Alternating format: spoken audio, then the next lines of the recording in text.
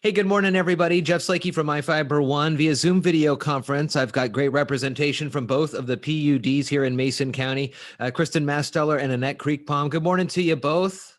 Good morning. Good morning. Thanks for being here. Yesterday, I got the word that the PUDs 1 and 3 were able to get some funding from the Mason County commissioners, and this is going to help folks across Mason County who have any kind of COVID-19 related financial hardships. So this is very exciting, but there's some time frame on this, and that's why we're getting you on here first. Annette, let's start with you and talk about the PUD3 numbers and where folks can go to find information on this.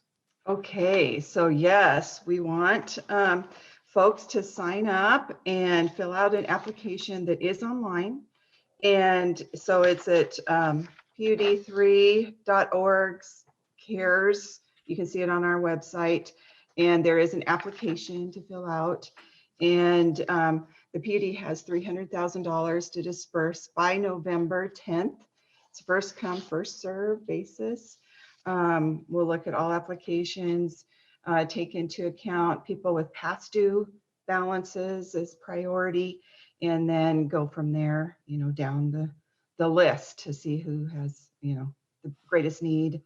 But it's not just need-based. So but a financial effect with COVID. So you'll get stepped through with the application process. And so really throughout the county, there is either by PUD 1 or PUD 3, 100% of the county is covered here by the public utility districts. So it would be encouraged just to fill out that application regardless and see what happens because the monies are there and it's got to be doled out, like you said, for PUD 3 by the 10th. Now, Kristin, is it a little later application deadline for PUD 1? Yeah, we don't have as many customers as Annette's utility does, so it's not going to take us quite as long to process.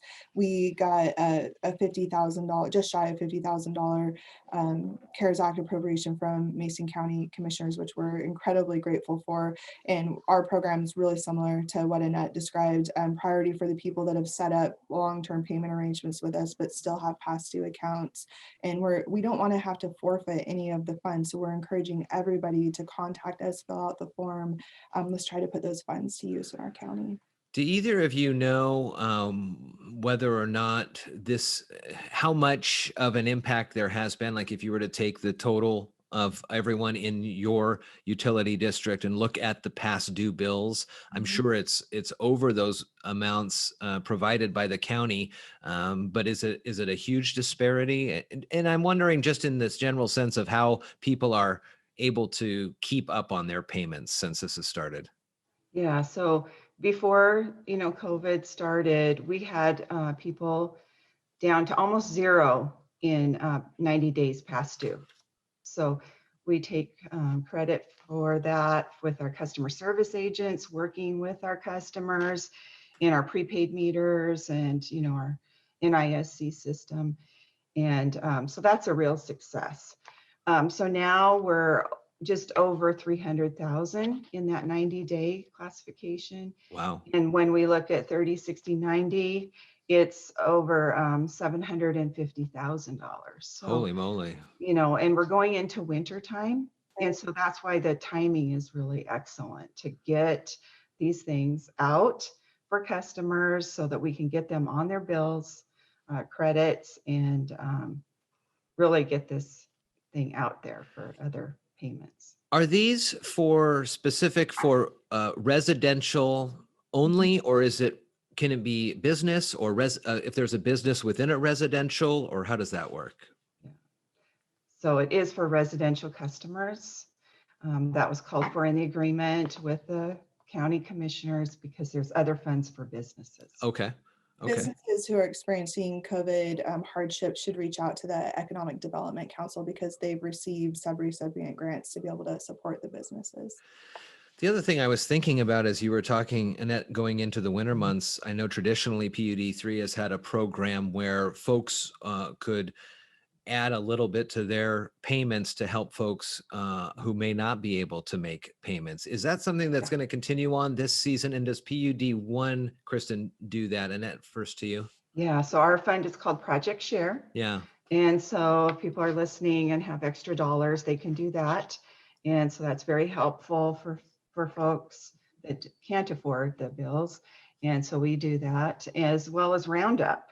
So if you can round up your bill, that's always helpful too. So if you're making out your bill, you just round it up to the next dollar or two that you can afford to. So people do appreciate that. And Kristin, do you guys do that at PUD 1? Yeah, we have a similar donation assistance program called the Canal Comfort Fund, and that's actually a really good lead-in, Jeff, because one of the things that we're explaining to our customers is that the new round of Canal Comfort Fund assistances are available right now through Community Action Council, and these CARES Act funds are in addition to that. They're not one or the other, and the CARES Act funds are not income-based. So really, any household in Mason County, regardless of your income level, if you can show a financial hardship due to COVID-19, you're eligible for those funds. And if you're a Community Action Council eligible customer who receives LIHEAP and other assistance programs through CAC, in addition to that, you're also eligible for these CARES Act funds.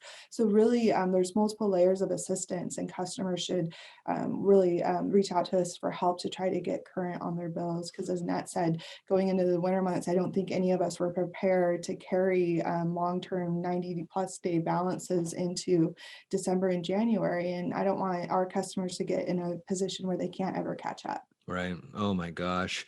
So $300,000 has been secured for the Mason PUD 3, $50,000 for assistance in Mason County PUD 1.